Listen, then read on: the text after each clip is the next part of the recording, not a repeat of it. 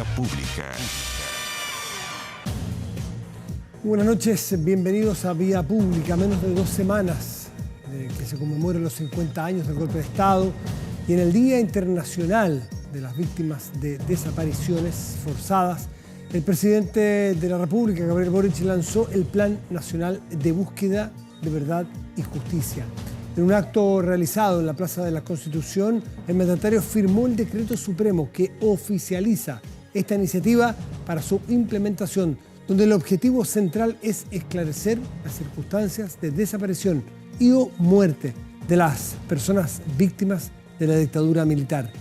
Este plan espera reconstruir los hechos, informarlos y denunciarlos al Ministerio Público como una forma de reparación.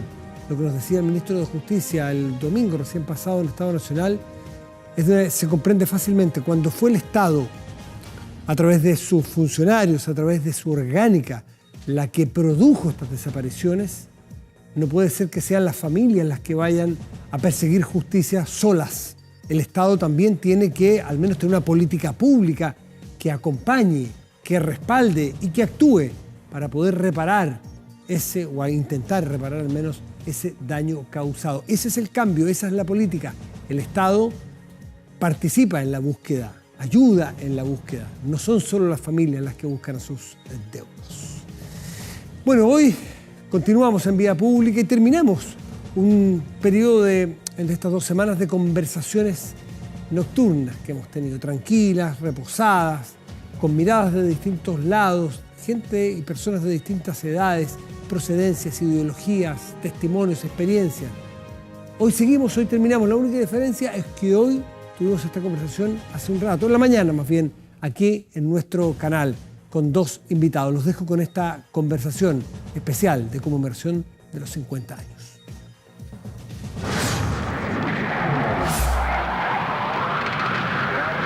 ...50 años, golpe de Estado. Bueno, y terminamos este ciclo que partimos el lunes pasado de conversaciones, le hemos denominado conversaciones tranquilas, conversaciones pausadas, conmemorando estos 50 años que no se han dado en un contexto de un país tan tranquilo y tan pausado. Por eso este es un espacio privilegiado que hemos cuidado y que todos nuestros invitados han estado a la altura de poder conversar desde sus perspectivas, desde sus fuentes ideológicas o biográficas muy distintas, etarias incluso, pero se han dado diálogos muy interesantes que creo que a todos nos han servido como insumos para reflexionar. Y terminamos con 2 extraordinarios invitados que nos van a poder también dar perspectiva porque lo vivieron, tenían edad suficiente para haberlo vivido. Genaro Arriagada, ex ministro de Estado. Genaro, gracias por estar aquí con nosotros. Muchas gracias por la invitación. Y Joaquín Fermanduá, historiador, también profesor. Muchas gracias, Joaquín, por estar con nosotros hoy. Gracias, Matías, con mucho gusto. Y casi en todos los 6 episodios que hemos hecho de estos 50 años, conmemoración de 50 años, hemos partido casi por la misma pregunta, creo que en todos. ¿Dónde estaban? No dónde estaban físicamente el día, sino que dónde estaban en términos conceptuales, en dónde los pilla la vida pensando qué, haciendo qué, para después entrar a cómo tomaron estos acontecimientos del 11 de septiembre. Genaro. Bueno, yo como 3 meses, 4 meses antes del golpe, para mí era tan claro de que esto iba a terminar mal. Iba a terminar o en un golpe militar, difícilmente en una guerra civil, pero en algunos enfrentamientos callejeros. Y en consecuencia yo 4 meses antes renuncié a todo y me dediqué a escribir un libro sobre el periodo, la tragedia que estaba por venir. Quiero decir que a mí me sorprende la gente que dice que ellos ellos fueron sorprendidos el día que vieron los Hawker Hunter en esa cosa horrible que fue el bombardeo de La Moneda. La verdad es que todo el mundo sabía que aquí vería un golpe militar. Digo una sola cosa por un colega de Fermanduá, que es el historiador inglés Hobsbawm, que era muy allendista y escribió a los 10 días un artículo y dice, no obstante el rechazo que me produce, quiero decir que el golpe se veía venir y no sorprendió a nadie. ¿A ti, Joaquín, te sorprendió el golpe propiamente, ese hecho? Sí, de cierta manera. Yo, por el primer año, año y medio, yo pensé que la Unidad Popular iba a triunfar en su cometido de crear un sistema socialista de tipo marxista. Después vino la reacción para octubre y yo estaba en Alemania y llegué semanas antes del 11. Y ya con el tancazo algo pasaba en las Fuerzas Armadas, y no en la cúpula, sino que eso es muy importante, pasaba en el cuerpo mismo, en la oficialidad intermedia. Y al llegar a Chile, claro, me di cuenta que algo iba a pasar. Pensé que iba a terminar el paro los camioneros y después iba a pasar algo. Pero no pensé, no me di cuenta que iba a ser tan rápido. Pero tú pensaste que la salida podía ser a una crisis, podía ser con un golpe cruento como fue, o que podía ser con una renuncia y un llamado a una elección. No, yo creí que iba a ser algo más violento todavía, que la Unidad Popular estaba más preparada militarmente y no lo estaba tanto como se dijo. Yo pensé, esa tarde, dice, mañana va a estar normalizado. Si es lo que yo veo, viví en Viña del Mar, si es lo que yo veo aquí en la calle, lo que mirando, asomando por el edificio, lograron controlar el país rápido y mañana va a empezar a normalizarse y veremos qué pasa. Ya, ¿y cómo veían? Tú dijiste 4 meses antes paraste porque querías mirarlo con distancia y escribir. ¿Qué sensación tenías y qué estabas viendo en esa época? Bueno, yo estaba viendo un país que estaba salido de madre en todos sus planos. El deterioro del sistema político era brutal. El recurso a las acusaciones constitucionales. Una semana antes del golpe, la oposición había decidido acusar a 4 o 5 ministros del gabinete, acusaciones constitucionales. Los partidos políticos habían perdido influencia, y la influencia se había trasladado a, yo diría, un movimiento más bien de la pequeña burguesía, camioneros, comerciantes, transportistas,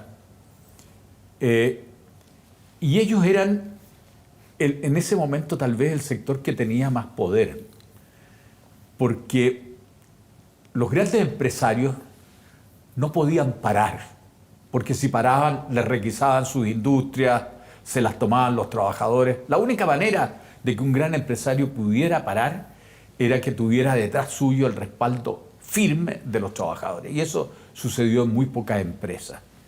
Pero en cambio, la pequeña burguesía, como se dice, es dueña de su recurso, de su taxi, de su camión, de su comercio, y es su propio trabajador o su familia, y esos sí podían parar. Y el cambio, a mi juicio, más importante fue el paro de octubre, porque en el paro de octubre emergió este poder, y este poder cambió, como se decía en la época, la correlación de fuerza. Pasó a ser muy, muy poderoso el mundo. Y ahí, Genaro, Sí. y le pregunto también a Joaquín, hay muchos analistas que sostienen que uno de los errores políticos de la Unidad Popular fue abandonar, entre comillas, o despreocuparse de la gran clase media, de los sectores medios de nuestra sociedad, y que se quedó muy atrincherado en su núcleo más político, más cercano. Y a lo mejor esa pequeña burguesía, o ese camionero, o ese pequeño empresario o comerciante, era esa clase media que se sintió abandonada. ¿Esa tesis tú la compartes? Sí, yo no sé llamar la clase media.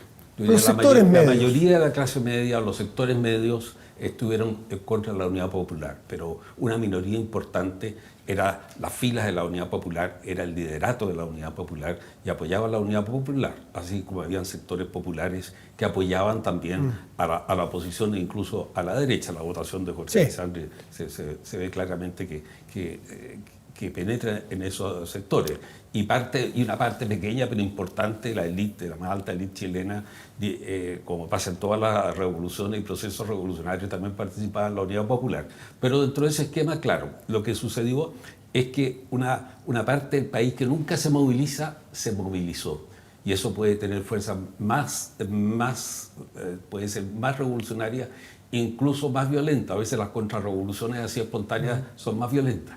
Como dijo George Sorel, la burguesía puede ser mucho más extremista que el proletariado cuando llega a ser movilizada, un pensado francés de 1900. Pero ustedes sienten o sentían en esos momentos que había desconexión entre un gobierno que empujaba un modelo o un sistema o llegara a un modelo y la realidad cotidiana de las ciudades de Chile, esos sectores medios, la gente que salía todas las mañanas a trabajar a sus casas, desde sus casas, ¿hubo una desconexión ahí? ¿Ustedes comparten ese juicio? A ver, la Unidad Popular todavía podía contar con una parte de la población más o menos movilizada a su favor, en fuerte. Pero el sostener que representaba la inmensa mayoría, eso, en absoluto.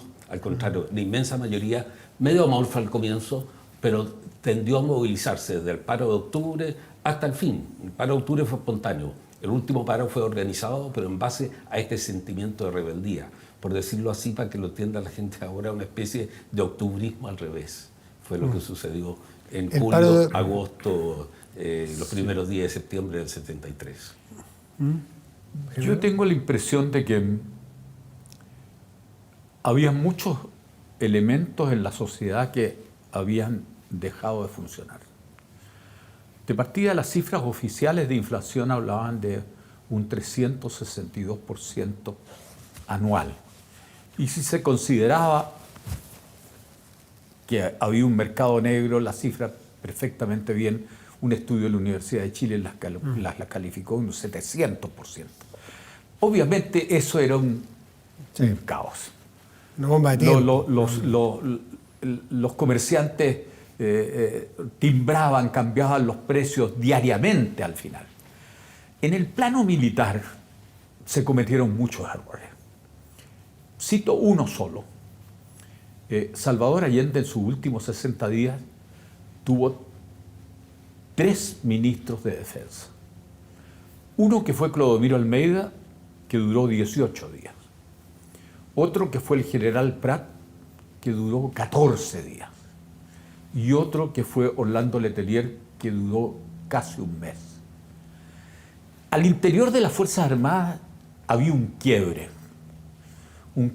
que era inocultable y del cual tampoco el gobierno tuvo la astucia, si se puede decir, para descubrir los conspiradores, al punto que Salvador Allende, 20 días antes del golpe militar, nombra a Augusto Pinochet comandante en jefe. 23 de agosto del 73. Claro, y además de eso, en esos mismos días nombra a Gustavo Lee, que va a ser el más duro de la Junta Militar en los días iniciales, lo nombra comandante en jefe de la Fuerza Aérea. Entonces teníamos una crisis militar, teníamos una crisis en las calles.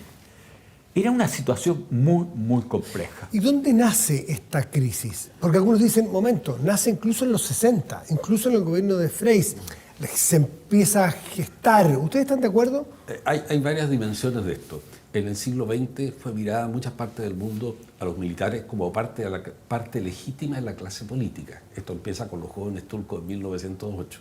Termina en la década de los 80, es todo ese ciclo. No es que no sigan habiendo gobiernos militares, pero esa legitimidad, yo creo que es un elemento. En la experiencia del 24, creo que ya una experiencia en Chile. De eso las Fuerzas Armadas sacaron la idea que deberían de alejarse de los civiles. Ellos no tenían nada que ver, como dicen un poco despectivamente, de los paisanos, son otra cosa.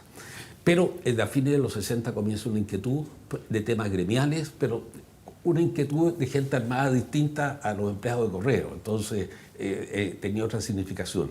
Y después, yo diría, algo que no le ha tomado el peso suficiente en los análisis, es que la archipolitización empezó a penetrar lentamente en los cuarteles y además agitó a la oficialidad intermedia, que empujó todo esto. ¿Y eso ocurre cuándo? El 73. Ocurre el 73, fundamentalmente a lo largo del 73, consecuencia del paro de octubre, del Ministerio Militar, de la ENU y todo eso, y el tancazo creo que es una medida, y eso, lo que pasó el tancazo fue acción, con balas, pero en otros cuarteles hubo reuniones de oficiales y gritos y discusiones con los jefes, y qué vamos a hacer nosotros. Entonces, eso hay que tomarlo en cuenta. Hay quienes sostienen que la reforma agraria en Chile fue un antes y un después para lo que ocurrió para una crisis. ¿Ustedes están de acuerdo? Genaro? Bueno, yo primero quisiera hacer un comentario respecto a lo que decía Joaquín. No es contradecirlo, sino que en este proceso de descomposición hay muchos elementos. No todos son atribuibles al gobierno de la Unidad Popular. Venía un deterioro del sistema político brutal. Cuando digo deterioro del sistema político, esto había dejado de funcionar también. Ya en el tiempo de Frei, la situación era complicada. Y Joaquín ha señalado con justa razón de que había una hiperpolitización y en consecuencia el gobierno de Frei Montalva fue objeto de una cantidad de presiones, de huelgas muy fuertes que las alentó la Unidad Popular. Y cuando llegó la Unidad Popular al gobierno, la Democracia Cristiana hizo lo mismo, vale decir, alentó una hipermovilización de los sindicatos, de las demandas, que ninguna economía podía resistir. Y eso fue un hecho irresponsable de la Democracia Cristiana, de los trabajadores, de un sector de los trabajadores, y particularmente de los trabajadores que eran partidarios de la Unidad Popular. Entonces, ¿no había voluntad entonces de hacer algo común? Cada uno estaba tirando para su lado, así lo leo yo. Yo creo que es difícil cambiar a un movimiento sindical que tú le has pedido que su lucha sea la reivindicación de viviendas, de salarios, es lo que tienen toda la razón, porque ellos viven en un mundo de escasez. Pero si tú de repente llegas a esa presión desbordada, le quieres aplicar un freno, el grueso va a decir, no me digan a mí que ahora modere mis expectativas, cuando lo que hay arriba es un gobierno que me pertenece. ¿Y hace la reforma agraria, les repito la pregunta a ambos, un punto de quiebre en una fractura de la sociedad o está sobrevalorado ese hecho? Yo creo que está un poco sobrevalorado. Fue una grieta seria, dejó muchos dolores, porque yo creo que hubo muchos elementos injustos, creo que además no sirvió de nada, el camino era otro. El agro tenía que cambiarse, aquí había unos elementos que estaban cambiando, pero no alcanzó a ser fatal para el sistema político, ni explica, digamos, el 11, eso no, el golpe no, todo lo que pasó después. Fue parte de un elemento. ¿A ti te parece lo mismo, Genaro, que hay una sobrevaloración del peso específico de la reforma agraria? Yo creo que la reforma agraria era una necesidad. Al momento en que Frei Montalva llega al poder, hay solo 1.500 trabajadores agrícolas sindicalizados. Se había impedido la sindicalización campesina. Las tasas de analfabetismo en el campo eran feroces y no existía salario mínimo para los campesinos. Y en consecuencia hay una situación de injusticia muy grande y yo creo que eso había que remediarlo. ¿Pero cómo se hizo, me refiero yo? Bueno, yo creo que hay dos momentos. Hay un momento en el cual la reforma agraria, más o menos, hay excesos sin duda, como todo proceso de cambio profundo, pero se ajusta a la ley. Se podrá decir que la ley no era buena, pero se ajusta a la ley. Pero a partir del año 1970 se empieza la toma indiscriminada de fondos y finalmente ya hacia el año 1971, fines del 71, 72, se empiezan a tomar pequeñas parcelas. Y eso va a alimentar el paro de octubre porque los campesinos empiezan a decir, bueno, a mí yo soy el próximo. Y en consecuencia yo pienso que vivimos en este momento un reflujo conservador que quiere decir que la reforma agraria no era necesaria. Yo creo que la reforma agraria fue una gran transformación de Chile. Entremos ahora en el propio periodo de la Unidad Popular, para entender las causas más inmediatas, ¿no? El presidente Allende y su liderazgo de una Unidad Popular que sabemos que estaba tensionada dentro, que sabemos que requerían unanimidad de los partidos para tomar decisiones, incluso para cambiar y nombrar ministros. ¿Cómo fue el liderazgo del presidente Allende? ¿Cómo se manejó en esa tensión de país, pero también de su propia coalición política?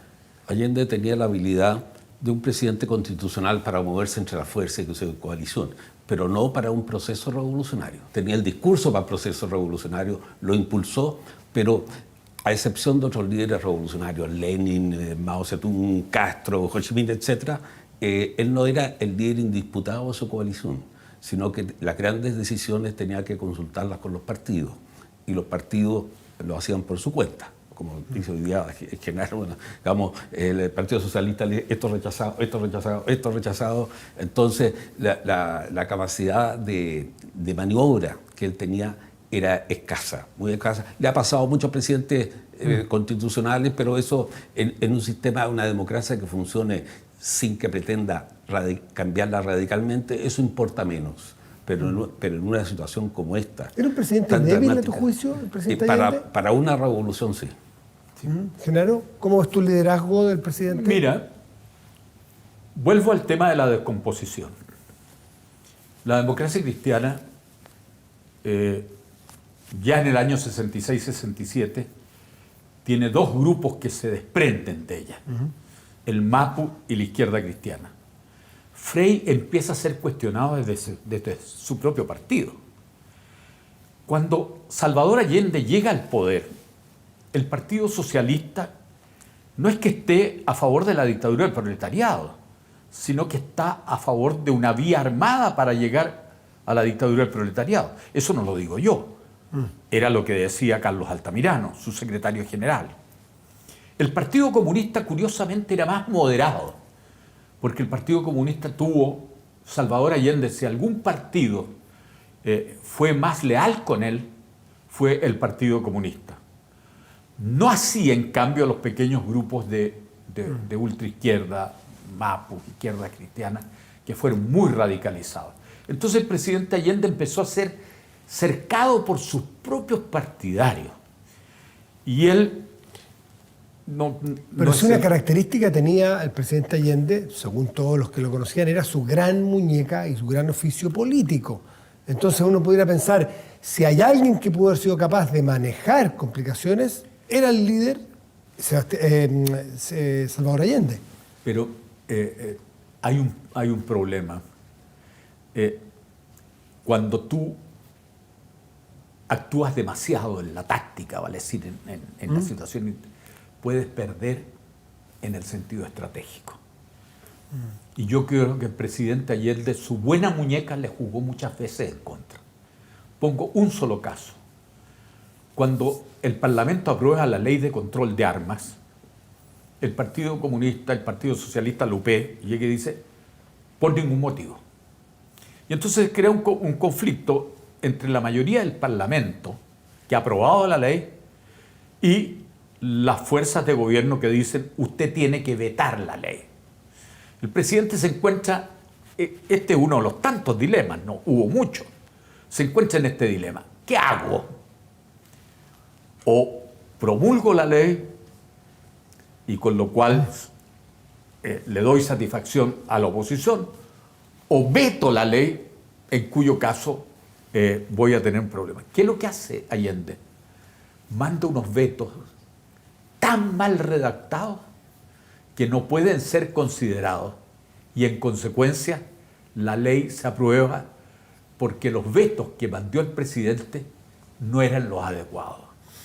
¿Qué significa eso? Que en el corto plazo manipuló la situación, pero en el largo plazo quedó mal con la ultraizquierda y quedó mal con la derecha.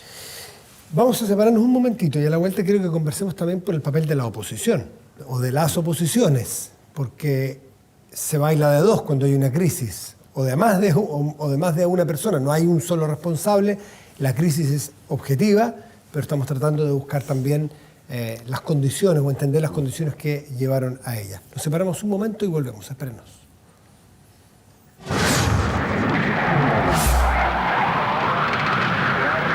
...50 años, golpe de Estado.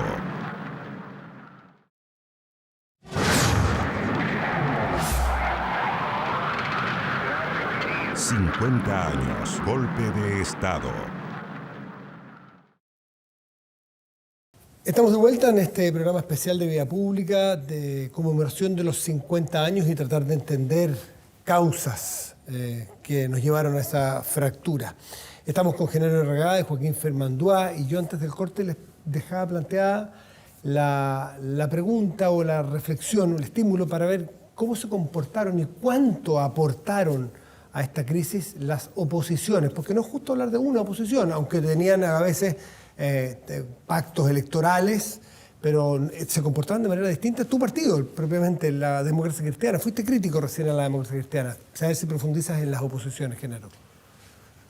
Bueno, yo creo que efectivamente hay dos oposiciones, hasta un momento en que se empiezan a fundir en una. Hay que tener presente que la Democracia Cristiana votó unánimemente por Salvador Allende en el Congreso Pleno y que en consecuencia sus votos fueron decisivos para que asumiera Salvador Allende. La Democracia Cristiana votó a favor la nacionalización del cobre y se negó a respaldar las acusaciones constitucionales que durante el primer año plantearon los partidos de derecha contra el ministro del Trabajo, contra Pedro Buscovich.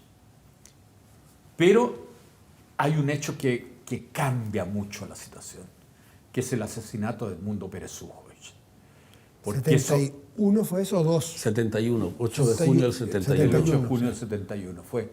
Eso envileció la política, pero todavía quedaba una posibilidad de algún tipo de entendimiento. ¿Y eso para la Democracia Cristiana fue...?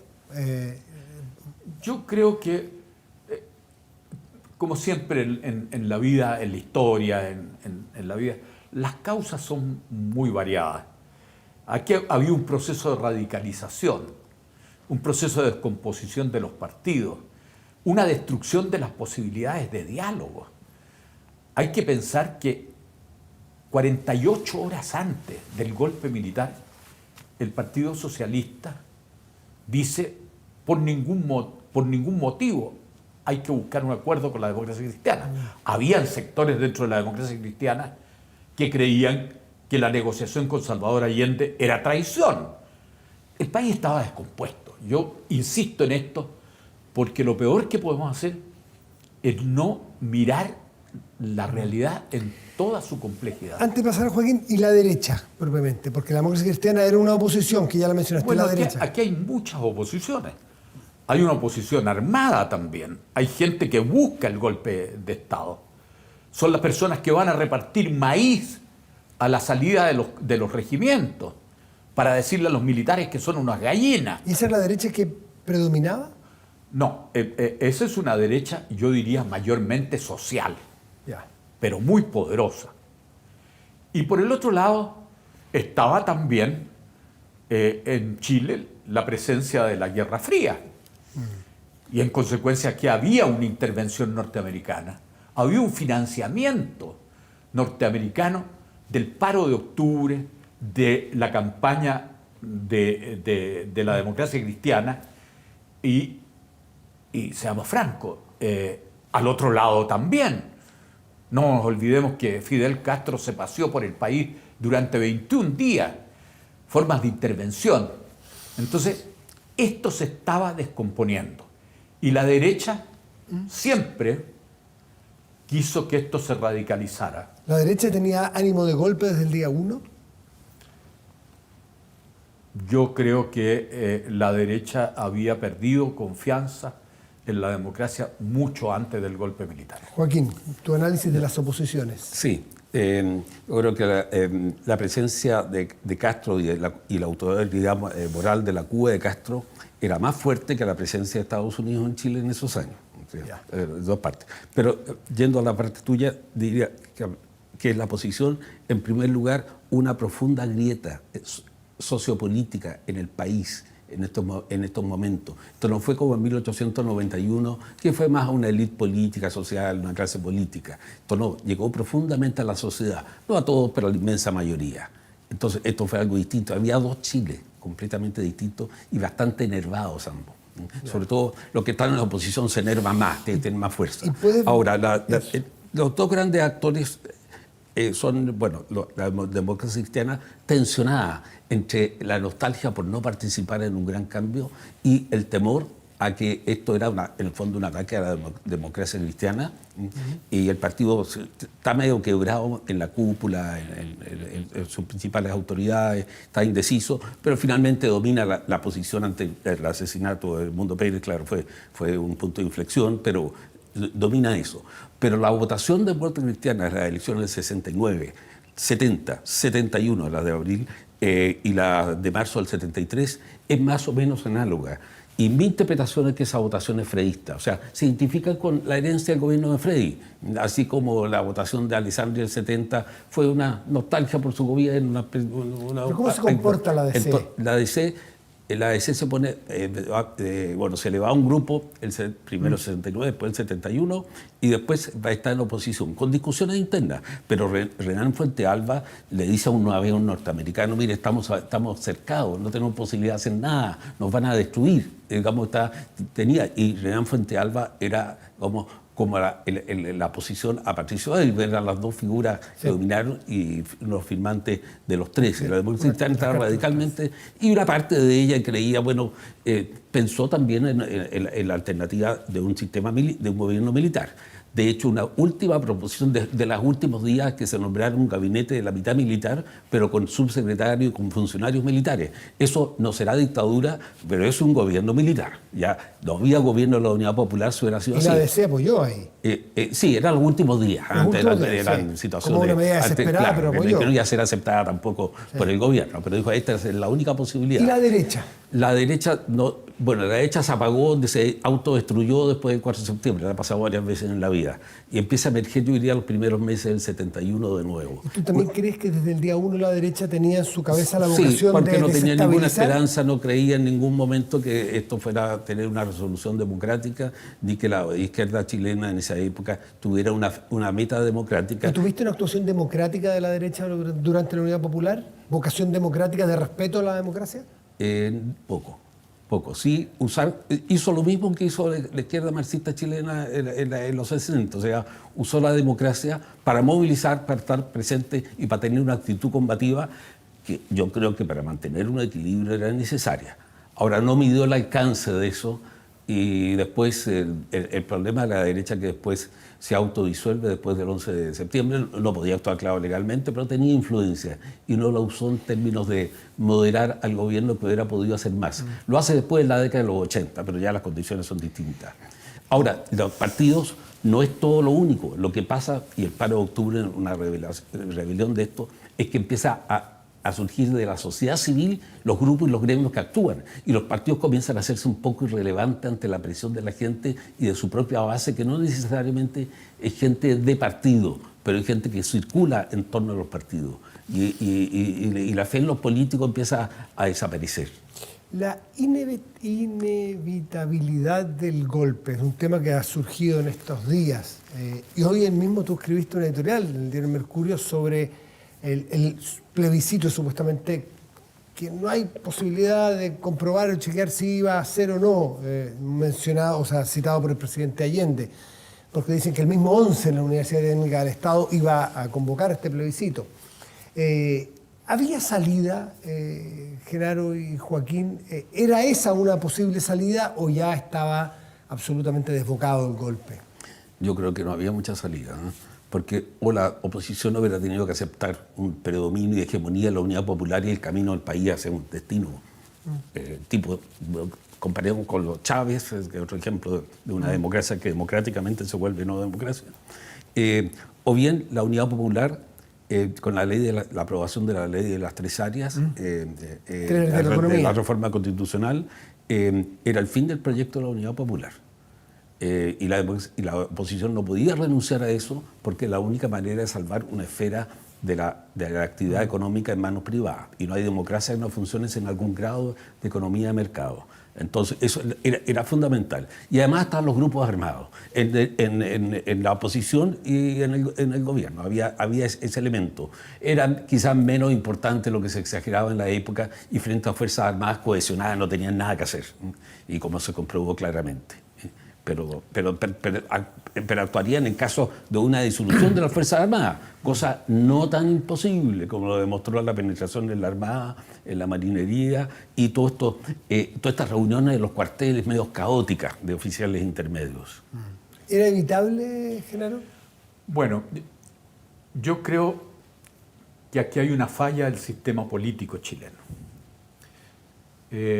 Arturo Valenzuela, que ha escrito sobre esto, yo mismo, planteamos que si aquí hubiera habido un sistema parlamentario, se habrían disuelto las cámaras, habría caído el jefe de Estado, habría habido una nueva elección. ¿Sin tanto trauma?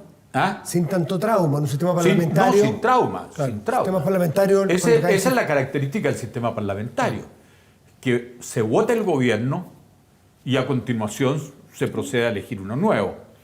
De alguna manera es lo que plantea Edgardo Benninger según, bueno, a mí me consta porque lo conocí en su momento, yo era muy cercano a Edgardo Benninger ya en ese entonces, y Benninger dice, aquí renunciemos todos. Renuncia el presidente de la República y renuncian todos los parlamentarios y vamos a una nueva elección. Pero era imposible en el sistema presidencial. Bueno, exacto. Pero lo que yo sigo creyendo es que un sistema político presidencial tiene ese terrible problema de no dar una salida en el caso de una crisis profunda. El plebiscito que escribiste hoy día sobre eso, ¿era una solución? ¿Era una válvula de escape o es un albur? Bueno, yo no quiero autocitarme, pero un muy buen artículo el de hoy en Mercurio. Pero cítate nomás. Mira, no el problema es que ¿qué íbamos a plebiscitar? La posición del Partido Comunista, y según se dice de Salvador Allende, porque nunca se ha conocido el borrador del discurso que él iba a pronunciar, se dice el día 11 o el día 12 de septiembre, era un plebiscito para llamar a una asamblea constituyente y con la mantención del Parlamento y del presidente. A eso el general Prats, está en sus memorias, le dice, presidente, usted vive en un mundo de ilusiones, algo así, le dice. Es imposible organizar un plebiscito que va a tomar 30 o 60 días cuando usted en los próximos 10 días, tiene que enfrentar un golpe militar. Eso es lo que dice el general Prats. Ahora, la posición de Benninger, y que fue respaldada por la democracia cristiana, es nos vamos todos. Y hay una nueva elección. Entonces tampoco estábamos de acuerdo sobre qué lo que era el contenido del plebiscito. Yo creo que aquí, además, uno no puede culpar a Salvador Allende en esta materia, porque Salvador Allende, según las propias memorias del general Prats, dijo, yo prefiero llamar un plebiscito que estoy seguro vamos a perder, pero le vamos a dar una salida al país y vamos a evitar la guerra civil. Tal vez eso me lleva a pensar que Salvador Allende pensaba poner su cargo y lo de los parlamentarios, pero eso no está claro. Yo soy escéptico de la idea de plebiscito. A ver, la única que legalmente podía hacerse había expirado el 5 de junio del 73, que era para la reforma de la ley de las 3 áreas. Para un plebiscito hubiera tenido que haber un acuerdo como hubo ahora el año 19, 20, claro. 21, y reformando la Constitución. ¿Me permite, Joaquín? Sí. Yo estoy enteramente de acuerdo contigo. Sí. Un plebiscito no estaba previsto en la Constitución. Pero se pueden hacer reformas. Hubiera sido un golpe, pero se podía reformar la Constitución. Como ocurrió en noviembre del 19. Pero anunciar una asamblea constitucional es lo mismo a Pedro Castillo en Perú. Es un golpe blanco que le hubiera dado un argumento extra a la Junta. Decir, mire, este señor ha hecho un golpe y nosotros vamos a detener esto.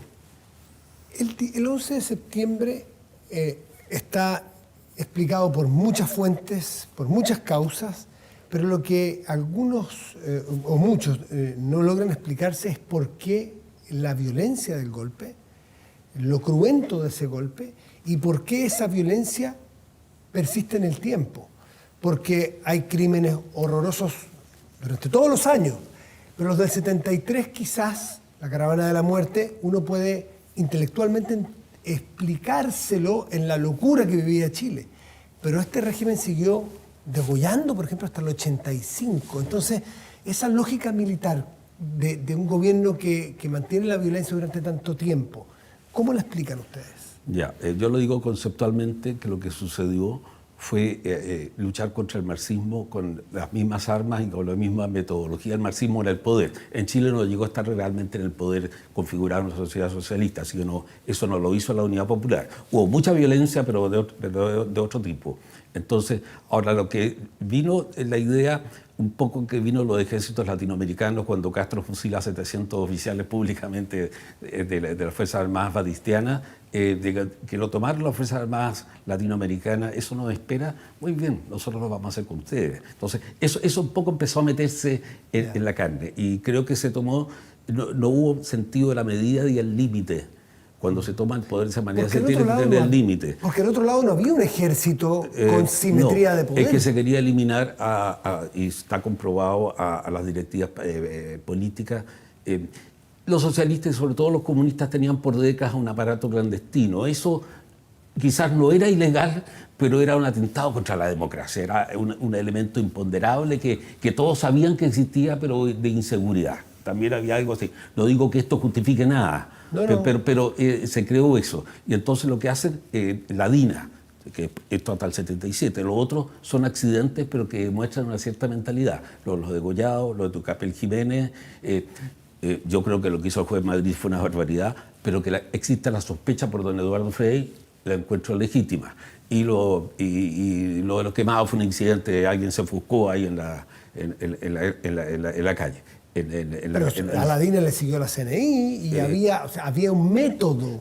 Sí, pero la CNI al comienzo, cuando Daniel Mena no hizo...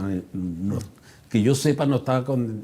Néstor Tono una vez me dijo que habían habido unos casos, pero tenemos que ver. Pero no hubo nada que pareció, y desde el 77 al 80 es más o menos, está calmada la situación. No hay ese tipo de violencia en ningún caso. Hay una dictadura, por cierto, que está indecisa lo que va a hacer. ¿Cómo te explica, Genaro, la fuerza con que actúa el ejército, las Fuerzas Armadas o la Junta, habiendo ya aniquilado políticamente a su adversario? Sí. Yo creo que hay, primero, el mundo político se deja embaucar por una creencia que se repetía: las Fuerzas Armadas chilenas son distintas. Nosotros no vamos a tener la expresión de los gorilas de Brasil, de Argentina. Y eso crea un cuadro en el cual como que nadie se prevé que viene un golpe, pero nadie prevé el nivel de brutalidad que va a tener. Porque cuando uno piensa de que se bombardeó La Moneda con aviones de guerra, cuando a continuación ve el grado de represión, ahí algo se produjo, una explosión de odio feroz. Y el problema es que cuando tú cometes un crimen, muy luego, si tienes el poder, cometes un segundo para encubrir el primero, y esto es una cadena sin fin. Y entonces aquí el propio hecho de la violencia del golpe hace que se determine, y en eso yo no tengo duda, una política de exterminio de los dirigentes políticos de la Unidad Popular. Y ahí hay una política deliberada. Hay que pensar que del Partido Comunista, del Comité Central, en los primeros días desaparecen 14 miembros del Comité Central. Y el Partido Socialista es objeto de una persecución igual y violenta. A mí me sorprendió, sinceramente, No me sorprendió el golpe, pero me sorprendió su brutalidad de una manera increíble. En los minutos que me quedan, Joaquín y Genaro, han pasado 50 años y más de todo lo que hemos narrado y ustedes han explicado. ¿Ustedes creen que Chile, como sociedad, como sistema político, como nación, ha superado el examen de civilidad, de cómo hemos procesado esto, o nos sacamos un rojo como país? A ver, toda democracia tiene algo de inestabilidad, eso por definición. Y Chile lo tiene y ha tenido momentos ejemplares, pero con crisis cada 40 años, es una cifra medio teórica, pero existe eso. Y creo que el octubrismo lo demostró que todo este edificio es débil, ha sobrevivido y hasta el momento la fuerza que lo hace persistir es más importante que la fuerza que lo puede derribar. O sea, eso ha sido así. Pero el trauma y la fractura lo hemos procesado de una manera... Eso no. Yo creo que mi idea es que esto va a seguir, porque como fue un hecho mundial, eso revirtió sobre el país. Y eso continúa, hay una mezcla de historia del mundo con la historia nuestra en toda esta situación y en todo este debate, y de repente, por momentos enardecido que ha ocurrido en estos días previos al aniversario, pero hay que tener en cuenta que la sociedad moderna, especialmente la democrática, es una discusión de valores sobre lo que se hace o no se hace. Así que esto va a seguir adelante. Hay que tomarlo como parte, yo creo, del inventario de los debates públicos. ¿Nos sacamos nota azul o roja en los 50 años y cómo hemos sido capaces de procesar de buena forma ese quiebre tan traumático? Yo soy en esto un poco más optimista. Yo creo que la discusión de una cosa tan profunda siempre va a ser amarga. No cabe ninguna duda. Porque aquí además nadie tiene las manos limpias. En distintos grados, pero todos contribuyeron y contribuimos a este desenlace. Y entonces, que se discuta, yo creo que me parece que hay más... yo veo un mejor... Es decir, no lo veo en los grupos que son muy estridentes. Muy estridentes. Que siempre los va a haber. ¿Ah? Que siempre los va a haber. Siempre los va a haber. Lo que pasa es que hoy día, como ha desaparecido mucho el centro y ha desaparecido una derecha liberal que está muy arrinconada, los extremos copan el ruido, pero yo creo que abajo yo noto una discusión mucho más civilizada, lo que quiere decir no una discusión alegre, quiere decir una discusión amarga, dura. Porque el hecho lo es. Porque el hecho lo es. Pero tú ves madurez. No se asume un duelo si tú no reconoces el horror. Joaquín Fermandoa y Genaro Regal, les agradezco mucho su tiempo, sus reflexiones de tantos años, sus vivencias para compartirlos con las personas que nos escuchan y aportar a que sea mejor este proceso de duelo, este proceso de conmemoración y de madurez política para momentos que son de todas maneras difíciles. A los dos, muchas gracias por estar aquí. Gracias, Matías. Muchas gracias, Matías. Vamos a hacer una pausa y volvemos. Espérenos.